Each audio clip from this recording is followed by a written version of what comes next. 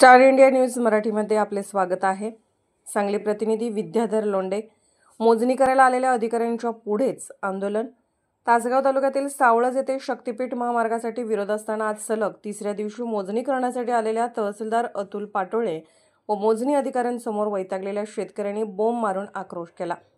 नागपूर गोवा शक्तीपीठ महामार्ग बाधित शेतकरी संघर्ष समिती राज्य संपर्क प्रमुख शरद पवार गव्हाण यांच्या मार्गदर्शनाखाली अधिकाऱ्यांपुढेच हा राडा झाला। मोजणी करून देणार नाही असाच पवित्रा शेतकऱ्यांचा आहे। स्टार इंडिया न्यूज मराठी संपादक प्रकाश लोंढे।